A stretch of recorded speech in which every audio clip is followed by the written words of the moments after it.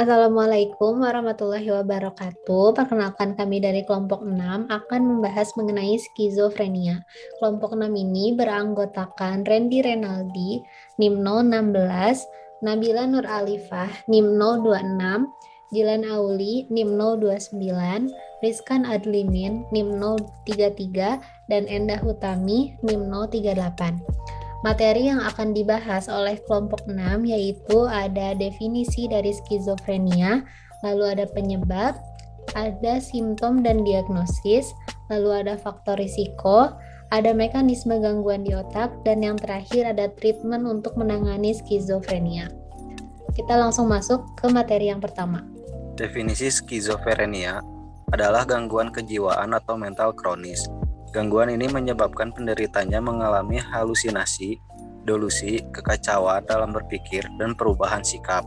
Umumnya pengidap skizofrenia mengalami gejala psikosis, yaitu kesulitan membedakan antara kenyataan dengan pikiran pada dirinya sendiri. Menurut Melinda Herman, tahun 2008 mendefinisikan skizofrenia sebagai penyakit neurologis yang mempengaruhi persepsi, cara berpikir, bahasa, emosi, dan perilaku sosialnya. Meskipun bentuk halusinasi bervariasi, tetapi kebanyakan orang yang menderita skizofrenia mengalami halusinasi dengar. Halusinasi dengar adalah persepsi yang salah atau palsu tetapi tidak ada rangsangan yang menimbulkannya. Berdasarkan WHO, diperkirakan lebih dari 21 juta orang di seluruh dunia menderita skizofrenia. Penderita skizofrenia juga berisiko 2-3 kali lebih tinggi mengalami kematian di usia muda. Di samping itu, setengah penderita skizofrenia diketahui juga menderita gangguan mental lain, seperti penyalahgunaan nafsa, depresi, dan gangguan kecemasan. Penyebab skizofrenia. Para ahli belum mengetahui apa yang menyebabkan seseorang mengalami skizofrenia. Para peneliti percaya bahwa ada beberapa hal yang dapat memicu penyakit ini. Yang dapat menjadi penyebab penyakit skizofrenia yaitu yang pertama, masalah dengan keseimbangan kimia di otak. Kadar dopamin dan glutamat di dalam otak yang tidak seimbang diyakini para ahli bisa menyebabkan penyakit ini. Yang kedua, perbedaan struktur otak. Studi pemindai saraf otak menunjukkan perbedaan dalam struktur otak dan sistem saraf pusat orang dengan penyakit ini. Para peneliti tidak yakin mengapa hal tersebut bisa terjadi, tetapi mereka menyebutkan bahwa gangguan kejiwaan ini terkait dengan penyakit otak. Yang ketiga ada genetik. Faktor genetik atau keturunan bisa menjadi penyebab skizofrenia. Jadi, jika salah satu keluarga inti terkena penyakit ini, maka akan beresiko tinggi mengalami hal yang serupa. Yang keempat ada faktor lingkungan. Faktor lingkungan yang mungkin menjadi penyebab termasuk infeksi virus dan kekurangan beberapa nutrisi ketika masih dalam kandungan atau berada di lingkungan yang penuh tekanan dan mengakibatkan stres. Dan yang terakhir, obat-obatan tertentu. Penyalahgunaan obat-obatan terlarang seperti narkotika disebut dapat menjadi penyebab skizofrenia. Selanjutnya ada simptom dan diagnosis. Yang pertama ada halusinasi. Nah, halusinasi ini adalah perasaan mengalami sesuatu yang terasa nyata, namun sebenarnya perasaan itu hanya ada di pikiran para penderitanya. Biasanya penderita skizofrenia mengalami halusinasi di bagian pendengaran, misalnya merasa mendengar sesuatu padahal orang lain tidak mendengar apapun. Yang kedua ada delusi. Delusi atau waham adalah meyakini sesuatu yang bertolak belakang dengan kenyataan. Gejalanya itu beragam, mulai dari merasa diawasi, diikuti, atau merasa dirinya paling hebat atau paling kuat yang biasa disebut dengan megalomania. Gejala ini dapat berkembang seiring berjalannya waktu dan terkadang dapat mereda meski tidak sepenuhnya dapat sembuh. Yang ketiga, ada kacau dalam berpikir dan berbicara. Nah, gejala ini dapat diketahui dari kesulitan penderita dalam berbicara atau sulit untuk berkonsentrasi. Caranya berkomunikasi dengan orang lain juga cukup membingungkan sehingga sulit dimengerti oleh lawan bicaranya. Gejala ini perlu diwaspadai karena dapat menimbulkan keinginan untuk bunuh diri. Nah, dorongan bunuh diri ini cukup sering ditemukan pada kasus skizofrenia atau skizofrenia paranoid yang tidak ditangani dengan baik. Selanjutnya, perilaku yang kacau. penderita skizofrenia paranoid juga sering berperilaku tidak terkontrol atau kacau yang disebut dengan disorganized behavior. Perilakunya itu sulit untuk diprediksi secara tidak terduga. Penderita ini dapat tiba-tiba berteriak-teriak atau marah-marah tanpa alasan.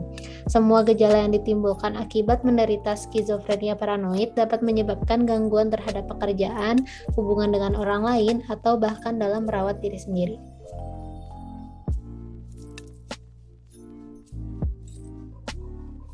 Terdapat beberapa faktor yang bisa meningkatkan resiko skizofrenia. Yang pertama, bentuk struktur otak dan sistem saraf pusat yang tidak normal. Yang kedua, beberapa komplikasi kehamilan dan kelahiran, seperti malnutrisi, kekurangan oksigen atau paparan racun atau virus yang dapat mempengaruhi perkembangan otak. Yang ketiga, memiliki riwayat keluarga dengan skizofrenia. Yang keempat, kelahiran prematur. Yang kelima, meningkatkan aktivitas pada sistem kekebalan tubuh. Yang keenam, ketidakseimbangan kadar serotonin dan dopamin. Yang ketujuh, mengkonsumsi obat-obatan yang dapat mengubah pikiran, psikoaktif atau psikotropika selama masa remaja dan masa dewasa muda. Selanjutnya ada mekanisme gangguan di otak. Nah, terdapat beberapa teori yang dikemukakan tentang patogenesis terjadinya skizofrenia. Yang pertama itu ada hipotesis dopamin. Pada hipotesis ini diduga bahwa gejala skizofrenia muncul karena neurotransmitter dopaminergic yang berlebihan di mesolimbik otak. Upregulation dari reseptor dopamin D2 di caudictus berkaitan dengan resiko terjadinya skizofrenia. Selanjutnya, ada hipotesis neurodevelopmental. Pada hipotesis ini dinyatakan bahwa perkembangan otak fetus dalam masa embrional menyebabkan defektif konektivitas neuron dan mengubah fungsi biokimia neurotransmitter yang mengakibatkan disfungsi kognitif dan emosional. Selanjutnya, ada hipotesis glutamatergic. Pada hipotesis ini dinyatakan bahwa hipofungsi glutamat pada kortikostrial menyebabkan pembukaan loop talamokortikal. Hal ini menyebabkan aliran sensorik berlebihan dan menimbulkan gejala-gejala psikostik yang terjadi pada perubahan konsentrasi dopamin. Selanjutnya ada hipotesis GABAergic. Nah, banyak bukti yang mendukung bahwa pada skizofrenia terjadi abnormalitas glutamat dan gamma aminobutyric acid atau GABA. Enzim yang mengkatalis biosintesis GABA ini adalah glutamic acid decarboxylase atau GAD. Selanjutnya ada hipotesis imun. Nah, beberapa bukti menunjukkan kuatnya dugaan bahwa skizofrenia berkaitan dengan imunitas tubuh. Infeksi ibu selama kehamilannya meningkatkan resiko terjadi skizofrenia pada keturunannya menurut Babulas pada tahun 2006. Selanjutnya ada treatment skizofrenia. Sampai saat ini belum ada obat yang menangani skizofrenia. Metode pengobatan yang dilakukan hanya sebatas mengendalikan dan mengurangi gejala pada pasien. Beberapa metode pengobatan. Yang pertama, menggunakan obat-obatan. Untuk menangani halusinasi dan delusi, dokter akan meresepkan obat antipsikotik dalam dosis seminimal mungkin. Antipsikotik bekerja dengan menghambat efek dopamin dan serotonin dalam otak. Pasien harus tetap mengonsumsi antipsikotik untuk seumur hidupnya. Meskipun gejala yang dialami sudah membaik, terdapat beberapa efek samping obat antipsikotik yang dapat muncul.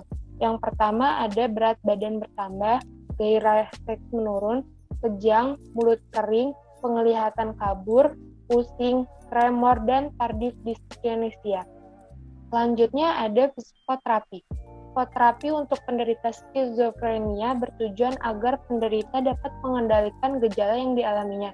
Terapi ini akan dikombinasikan dengan pemberian obat-obatan. Beberapa metode psikotropika. Yang pertama, terapi individual. Pada terapi ini, psikiater akan mengajarkan keluarga dan teman pasien bagaimana berinteraksi dengan pasien.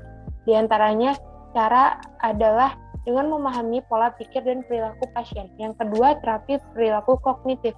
Terapi ini bertujuan mengubah perilaku dan pola pikir pasien. Kombinasi terapi perilaku kognitif dan obat-obatan akan membantu pasien memahami pemicu halusinasi dan delusi, serta mengajarkan pasien cara mengatasinya. Yang ketiga, terapi remediasi kognitif. Terapi ini mengajak pasien untuk memahami lingkungan sosial serta meningkatkan kemampuan pasien dalam memperhatikan atau mengingat dan sesuatu dan mengendalikan pola pikirnya. Yang selanjutnya, terapi elektrokonvulsif. Terapi elektrokonvulsif merupakan metode yang paling efektif untuk meredakan keinginan bunuh diri, mengatasi gejala depresi berat, dan menangani psikosis. Terapi dilakukan 2-3 kali dalam seminggu, selama 2-4 minggu, dan dapat dikombinasikan dengan psikoterapi dan pemberian obat. Dalam terapi ini, pasien akan diberikan bius umum dan obat untuk membuat otot pasien lebih rileks. Kemudian dokter akan memasang elektroda di ubun-ubun pasien. Arus listrik rendah akan mengalir melalui elektroda dan memicu kejang singkat di otak pasien. Yang terakhir itu ada rawat inap. Jika terdeteksi lebih awal, skizofrenia paranoid dapat merespon obat dan terapi dengan baik. Namun, jika pengidapnya sudah mencapai tahap yang lebih parah, hingga beresiko membahayakan diri sendiri atau orang lain, rawat inap mungkin diperlukan, terutama bagi pengidap yang tidak dapat memenuhi kebutuhan dasarnya sendiri seperti pakaian, makanan, dan tempat tinggal. Sekian yang dapat kami sampaikan. Mohon maaf bila masih banyak kesalahan. Wassalamualaikum warahmatullahi wabarakatuh.